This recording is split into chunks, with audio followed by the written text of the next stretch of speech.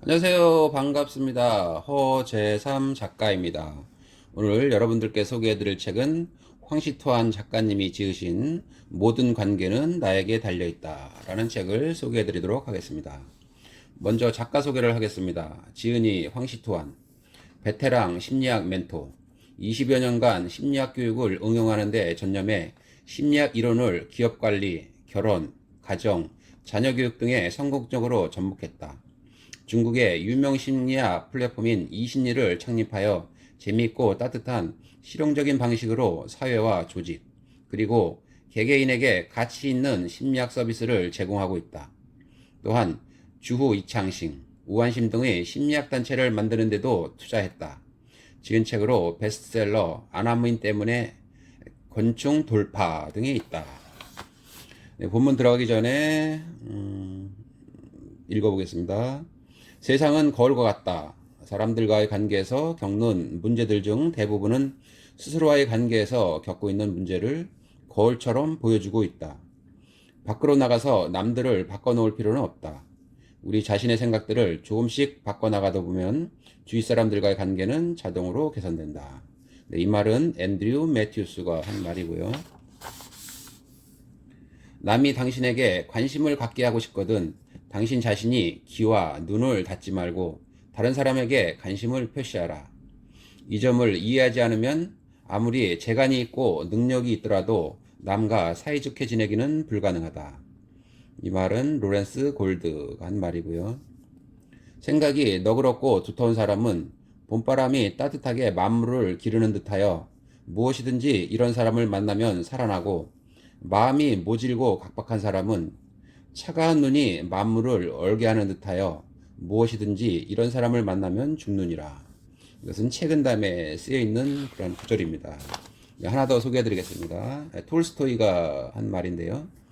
남과 사이가 좋지 못하거나 그 사람이 당신과 있는 것을 싫어하거나 당신이 옳은데도 그 사람이 동조하지 않으면 그 사람이 책말받을 것이 아니라 정작 책망받아야 할 사람은 바로 당신입니다. 왜냐하면 당신이 그 사람에게 마음과 정성을 다하지 않았기 때문입니다. 네, 그러면 프롤로그를 읽어보겠습니다. 더 나은 인생을 사는 방법. 인생에서 만나는 모든 사람은 나의 거울이다.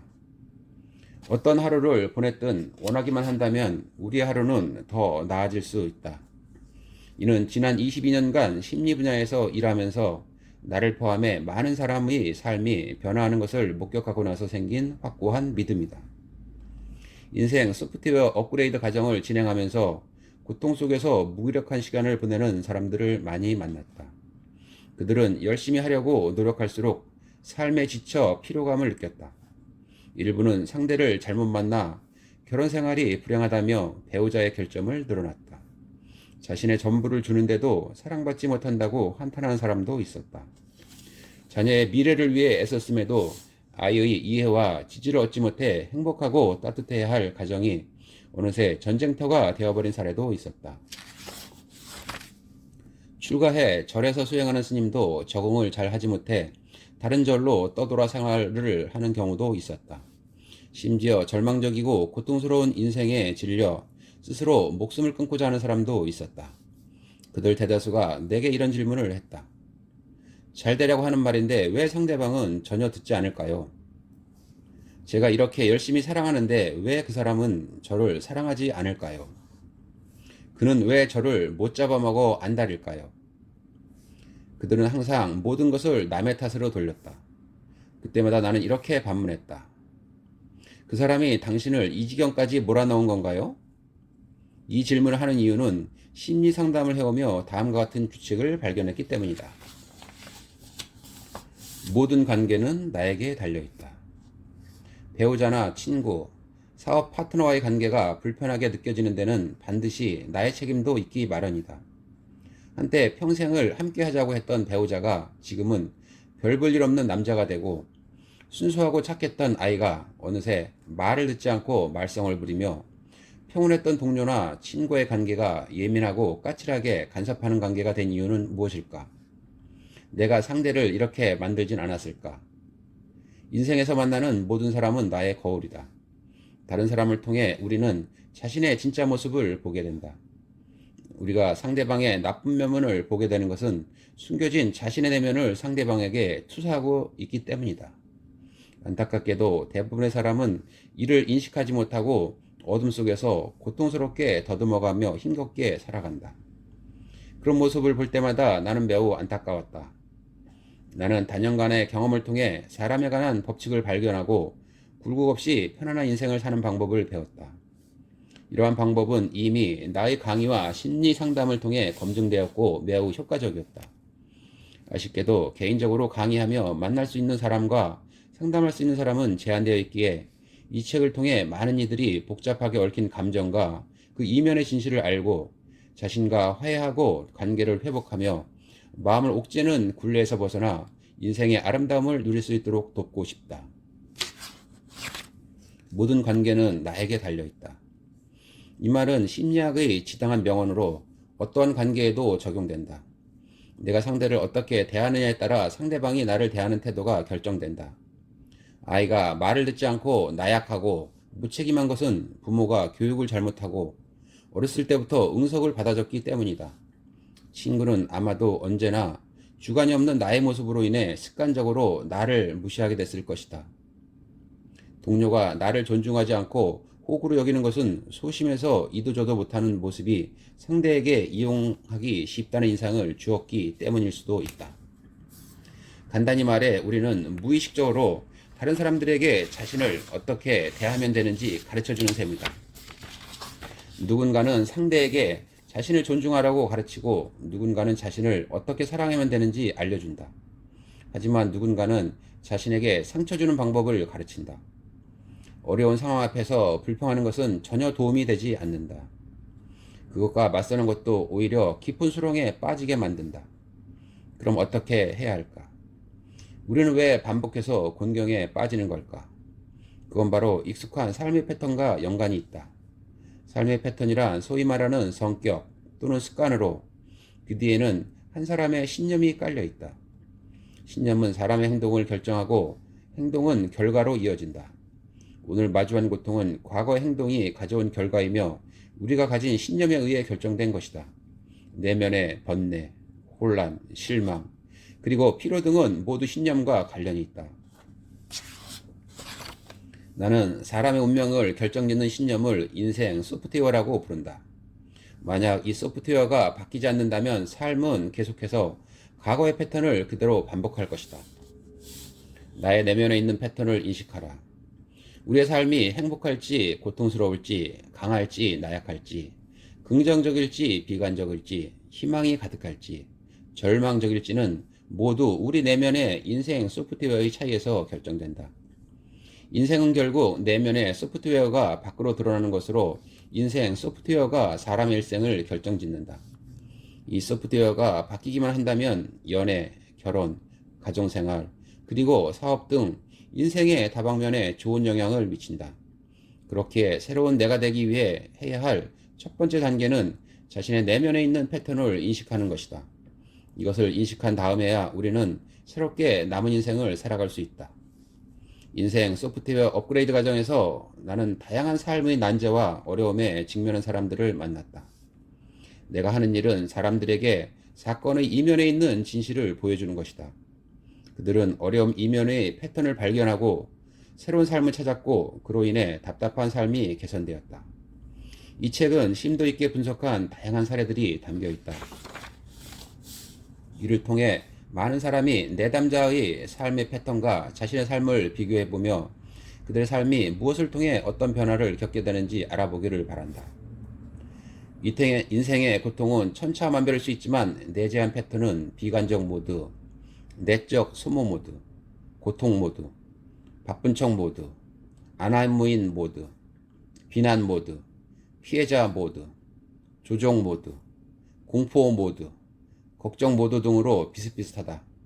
이런 생생한 사례에서 우리는 어쩌면 자신의 그림자를 볼 수도 있고 자신이 어떤 모드로 움직이고 있는지 깨닫게 될 것이다. 사람은 자신의 패턴을 본 뒤에야 자연스럽게 변화될 수 있다. 이 과정을 나는 인생 소프트웨어 업그레이드라고 부른다. 내 자신이 이미 걸어온 길이기에 나는 과거의 나처럼 말할 수 없는 고통을 겪고 있는 수많은 사람에게 간절한 도움이 필요하다는 걸 잘 알고 있다. 이 책을 통해 각자의 삶이 더 아름다워지길 간절히 바란다. 인생은 모두 피할 수 없이 아름다워질 수 있다. 핵심은 우리가 자기 삶의 패턴을 인식하고 더 나은 삶을 위해 끝없이 노력할 수 있다는 데 있다. 뜻대로 되지 않는 인생과 불공평한 운명을 불평할 때면 스스로에게 이런 질문을 해보자. 나는 어쩌다가 지금 이 길을 걷게 되었나? 내 안에 어떤 패턴 때문에 세상이 나를 힘들게 하는가? 그런 다음 책을 펼쳐보자. 어쩌면 이 책에서 각자가 원하는 답을 찾을 수 있을 것이다. 끝으로 모두가 기쁘고 달콤하고 만족스러운 인생을 살기를 바란다. 네, 본문으로 들어가 보겠습니다. 누가 행복을 앗아갔는가? 인간의 천성인 비교에서 벗어날 수 있을까? 행복을 논할 때 부탄이라는 나라를 빼놓을 수 없다. 부탄은 세계에서 가장 행복 지수가 높은 국가이다. 몇 년 전에 부탄에 가봤는데 그곳은 풍경이 빼어나게 아름다운 것 말고는 경제 상황이 좋지 않아 대부분이 가난했다.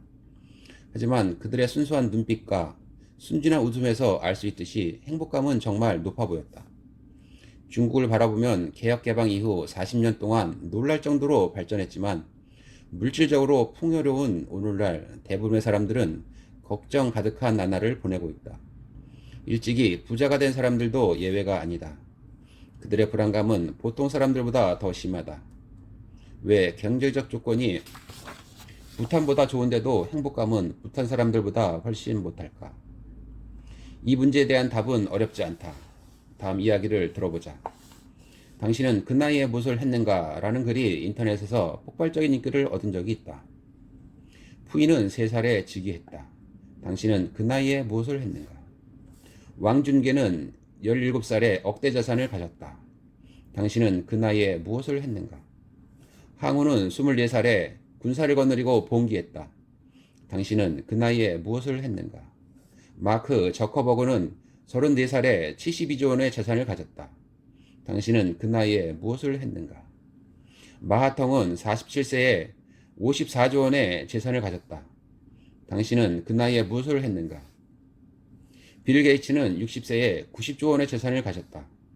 당신은 그 나이에 무엇을 했는가? 리자청은 90세에 36조 원의 재산을 가졌다. 당신은 그 나이에 무엇을 했는가? 글을 읽으면 일단 한숨부터 나올 것이다. 그래, 이 나이에 지금 나는 무엇하고 있는가? 각자 어떤 하루를 보냈든 자신보다 더 뛰어난 사람은 있게 마련이다. 일단 다른 사람과 경쟁하고 비교하기 시작하면 불안하지 않을 수 없어서 필사적으로 앞으로 달려간다. 대다수 사람들의 인생은 이때부터 비슷한 길을 걷는다. 과연 이렇게 살면서 행복할 수 있을까? 중국 속담에 적음을 근심하지 않고 고르지 못함을 근심한다 라는 말이 있다. 이 말은 우리가 살면서 얼마나 남과 비교하며 사는지를 방증하는 말이다. 비교는 우리에게 불안을 가져다 준다. 이전에 나는 부탄 사람들의 행복지수가 높은 이유가 그들의 현재 생활 형편이 대체로 비슷한 데 있다고 생각했다. 그래서 나는 전 부탄 총리인 지금의 틴레이를 만났을 때 만약 부탄의 일부 사람이 먼저 부자가 되면 행복지수가 영향을 받지 않을까요? 라고 물었다. 그러자 총리는 단호하게 영향을 받지 않습니다. 라고 답했다. 그는 무슨 이유로 이렇게 확신할까? 잠시 후에 그 이유를 알아보기로 하고 일단 사람들은 왜 끊임없이 다른 사람들과 비교하려 드는지를 살펴보자. 비교를 한자로 보면 비자는 두 자라의 비수처럼 한 줌은 다른 사람에게, 한 줌은 자기 자신에게 꽂혀 있다. 한자의 모양새처럼 남들과 비교하며 더 행복해지려고만 하는 것은 자학하는 것과 다름없다. 그런데도 사람들은 왜 다른 사람과 비교하라 할까? 짧은 이야기를 보자. 두 친구가 숲에서 맹수 한 마리를 만났다. 그러자 그중 한 명은 바로 가벼운 운동화로 갈아 신었다. 다른 사람이 말했다. 아무리 신발을 바꿔 신어도 맹수보다 빠를 순 없어. 그러자 그 사람은 난 너만 뛰어넘으면 돼 라고 대답했다. 이 이야기는 사람들이 남과 비교하는 이유를 잘 설명해 준다. 재난이 닥쳤을 때 어떤 사람이 생존할 확률이 더 큰가? 물론 빨리 달리는 사람이다. 생존을 추구하는 환경에서는 주변 사람보다 더 뛰어난 사람에게 더 많은 생존 기회가 주어진다. 비교는 인류의 천성이자 생존을 위해 반드시 필요한 요소이다. 먼 옛날부터 인간의 생존 본능은 우리의 유전자에 내장된 프로그램과 같았다. 원하든 원치 않든 우리는 이 프로그램으로 인해 자신도 모르게 다른 사람과 비교하게 되었다. 주변 사람보다 뛰어나야 마음 편히 살 수 있기 때문이다. 비교가 인간의 천성이라면 진정한 깨달음을 얻기 전에는 비교와 공존할 수밖에 없다. 멀리할 수 없다면 맞닥뜨리는 게 가장 속편하다. 그럼 우리는 어떻게 비교를 직시할 수 있을까? 질투하기보다 차라리 부러워하라. 비교할 때 사람들은 일반적으로 부러움과 질투라는 두 가지 감정을 느낀다. 이 두 감정은 각각의 독립된 개체로 보이지만 실제는 남매와 같아서 그 뿌리는 하나이다. 부러움이란 남이 가진 것을 보고 자신도 갖기를 원하며 자신의 신분이나 업적, 재산 등이 남보다 못하다는 것을 깨닫고 얻기를 갈망하거나 다른 사람처럼 되길 희망하는 감정을 말한다. 부러움은 자신이 선망하는 대상처럼 되기 위해 부지런히 노력하게 만든다. 하지만 그 이면에는 자신이 아직 부족하다는 생각이 크기 때문에 자신감이 없고 자존감이 낮다. 질투는 그 정도가 더욱 심해서 내가 원하는 것을 다른 사람이 갖고 누리는 것을 잃기 바라는 마음이다. 다른 사람이 자신보다 낮은 위치에 있고 좋지 않은 상황일 때 마음의 안정을 찾고 상대방이 우월함을 알게 되면 고통스러운 감정마저 느낀다. 부러움보다 질투가 더 위험한 이유는 질투로 인해 상대방을 얕잡아 보거나 적대시하고 심해지면 공격성까지 동반해 의도치 않게 남을 괴롭힌다는 점이다. 질투심이 극에 달할 때 한을 품고 다른 사람을 파멸시키기도 한다. 누군가 말하길 한 분야에서 뛰어난 사람이 되기 위해서는 두 가지 방법이 있다고 한다. 하나는 자신보다 특출한 사람을 모두 파괴하는 것이고 다른 하나는 기초를 잘 다져서 끊임없이 노력하는 것이다. 전자는 질투, 후자는 부러움이다. 언뜻 보면 부러움이 긍정적인 감정처럼 보인다. 하지만 사실 두 감정 모두 자신에 대한 확신이 부족해서 생기는 것이다. 자기 가치가 부족하다고 생각하는 사람은 늘 남과 비교하며 부러움과 질투에 휩싸여 자신의 인생을 깊은 나락으로 몰고 간다. 진정한 행복은 외부에서 오지 않는다. 우리가 끊임없이 남과 비교하는데 익숙한 이유는 자신이 아직 부족하다고 생각하기 때문이다. 스스로 부족하다고 느끼는데 어떻게 행복할 수 있으며 어떻게 행복을 만들 수 있겠는가? 앞서 내가 부탄의 지그메 틴레이 전 총리에게 물었던 질문을 기억하는가? 부탄에서 일부 사람들이 먼저 부자가 된다면 행복지수가 낮아지지 않겠냐고 물었는데 그때 그는 이렇게 답했다. 행복해지는 방법에는 두 가지가 있습니다. 하나는 자신을 중심으로 바깥에서 행복을 얻으려고 하는 것으로 자극에 대한 반응을 통해 자신을 만족시키는 것입니다. 오감, 시각, 청각, 미각, 후각, 촉각을 통해 행복의 원천을 얻는 것이죠. 이런 만족은 외적인 자극으로 얻어지므로 짧을 뿐만 아니라 위험합니다. 다른 하나는 자기 반성을 통해 안정을 얻고 마음의 본질에 대한 이해를 통해 안에서부터 자생하는 만족감과 행복감입니다. 이런 종류의 행복감은 어떤 물질에도 의존하지 않습니다. 부탄의 행복은 후자에서 나오기 때문에 경제 발전에 영향을 받지 않습니다. 그의 답변은 정말 완벽했다. 그렇다. 중국은 최근 수십 년간 경제적으로 큰 발전을 이뤘지만 사람들의 정신생활은 그만큼 중시되지 못했다. 절대 다수는 지금의 틴레이가 말한 것처럼 외적인 자극을 통해 자신을 만족시키고 물질적인 풍요로움으로 행복감을 얻는다. 하지만 이러한 행복감은 오래가지 못한다. 바깥에서 행복을 얻으려고 할 때마다 반드시 자신보다 더 나은 다른 사람을 보게 되기 때문이다. 그러면 부러움과 질투가 서서히 기지개를 켜고 일어나 불안이라는 감정을 만들기 시작한다. 그러기에 우리는 진정한 행복을 얻기 위해 내면의 본질을 이해하고 정신적인 만족을 찾아야 한다. 그러면 어떻게 마음의 본질을 이해할 수 있을까? 부러움과 질투의 두 가지 감정을 사건 해결의 실마리를 사용해보자. 질투할 때마다, 경쟁자가 사라지지 않는 게 원망스러울 때마다 부러운 마음을 갖도록 스스로 일깨워보자. 물론 질투를 부러움으로 전환하는 것으로는 해결되지 않을 것이다. 여전히 스스로 자신이 부족하다고 느낄 수 있기 때문이다. 이때 스스로를 일깨우며 자신이 부족한 게 아니라 오히려 더 좋아질 수 있다는 점을 명심해야 한다. 우리의 선조가 살아남기 위해 유전자에 심어둔 비교 프로그램을 발견한다면 이해할 수 있을 것이다. 매일 더 잘 살아야 하는 이유가 생존을 위해 다른 사람과 비교하기 위해서가 아니라 더 나은 자신이 되기 위해서라는 것을 말이다. 이는 보이지 않는 스트레스에서 벗어날 수 있는 방법이다. 마음이 평안할 때 자연스레 행복을 느끼게 된다. 부탄이 행복지수가 높은 것은 부탄 사람들의 빈부격차가 크지 않은 점 외에도 그들의 내면이 건강하고 풍요롭기 때문이다. 어느 곳에든 절이 있고 거의 모든 사람이 수행을 하고 있다. 부탄의 경제가 발전함과 동시에 사람들이 외적인 부를 쫓기 시작하면 수행을 멈출지도 모른다. 반대로 국가가 경제를 발전시키는 것과 동시에 사람들의 정신건강을 중시한다면 우리도 부탄 가장 좋은 것을 기꺼이 상대방에게 주는 것. 이것은 누가 누구에게 사랑을 표현하는 방식일까? 부모가 아이를 대하는 방식이다. 당신은 억울할 거예요. 모든 것을 주었는데도 여전히 상대방은 자신을 사랑하지 않는다고 말하니까요. 그것도 사귀었던 여성들이 모두 그렇게 말하는 게 이상하지 않나요? 이상해요. 혼자 계속 생각해봐도 이해가 되지 않아서 선생님을 찾아온 겁니다. 당신이 어릴 적에 누가 그런 방식으로 당신을 사랑하고 가진 모든 걸 당신에게 주려고 했나요? 한 사람이 다른 시간, 다른 환경, 다른 관계에서 같은 일을 반복하는 것을 심리학에서는 내재적 패턴이라고 한다. 이런 패턴들은 보통 가정이나 성장의 경험에서 만들어지므로 그에게 이런 패턴이 생긴 배경을 연구해보고 싶었다. 그래서 그의 어린 시절을 물었다. 우리 부모님이요. 그가 말했다. 내 짐작이 맞았다. 역시 부모님께 영향을 받은 것이었다. 나는 당신은 부모님과의 관계가 어떤가요? 하고 이어 물었다. 저는 할아버지와 할머니 밑에서 자랐어요. 부모님이 맞벌이여서 집에 오는 일이 드물었고 거의 볼 수 없었어요. 하지만 저는 부모님의 인생이 쉽지 않았다는 것을 이해해요. 밖에서 힘들게 일해서 제가 공부할 수 있도록 하고 부모님은 좋은 것을 누리지 못하지만 저에겐 가장 좋은 것을 주셨어요. 그래서 두 분께 감사합니다.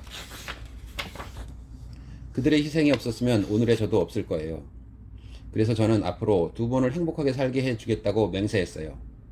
이제 제가 돈을 버니 두 분께 집을 지어드리고 여행도 시켜드리면서 잘 지내고 있습니다. 그래서 당신과 부모님의 관계는 어떤가요? 아직 제 질문에 대답하지 않았어요. 꽤 좋지요. 부모님은 지금 너무 기뻐하시고 주변 사람들은 모두 제가 집안의 자랑이라고들 하세요. 고향에 내려갈 때마다 체면이 섭니다. 당신은 관계를 서로 무언가를 주고받는 것으로 해석하는 것처럼 들리네요. 제가 알고 싶은 것은 당신과 부모님이 서로 친하게 지내는가요? 부모님과 꼭 대화하고 싶다는 생각이 든 적이 있나요? 알다시피 저는 어렸을 때부터 부모님과 함께 살지 않았어요. 그래서 우리는 대화할 거리가 거의 없죠. 하지만 그것이 우리의 관계에 영향을 미치진 않는 것 같아요. 그리고 나서 이어진 대화에 대해 다 설명하지 않겠다. 그에게 돈은 곧 관계이고 관계는 곧 돈이라는 사실을 다들 알아차렸을 것이다. 내가 당신을 좋아하니 당신에게 모든 것을 주겠다. 내가 모든 것을 당신에게 주었다. 이것이 바로 당신을 사랑한다는 뜻이다. 어릴 적 그는 부모와의 상호작용에서 이 점을 배웠지만 단지 이것만 배웠을 뿐이다. 그는 관계 안에 친밀함과 복잡함을 경험한 적도 없고 아직 모르는 부분도 있으며 주는 것 말고도 사랑을 표현하는 방법이 다양하게 있다는 것을 알지 못했다.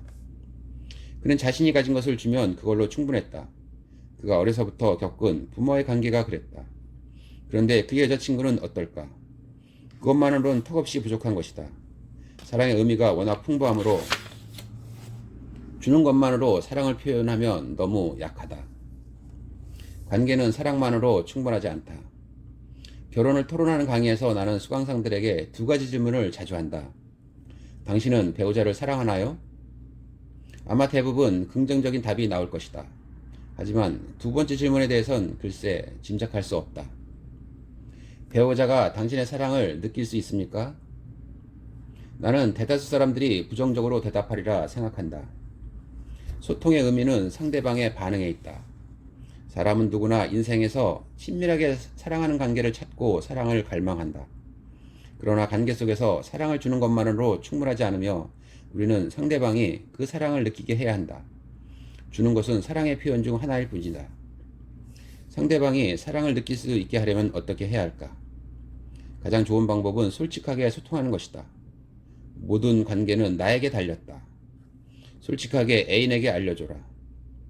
상대방에게 무엇을 원하는지 표현해야 상대방이 나를 어떻게 대할지 방법을 알게 된다. 그렇지 않으면 상대방은 평생 자신의 습관대로 나를 대할 것이다.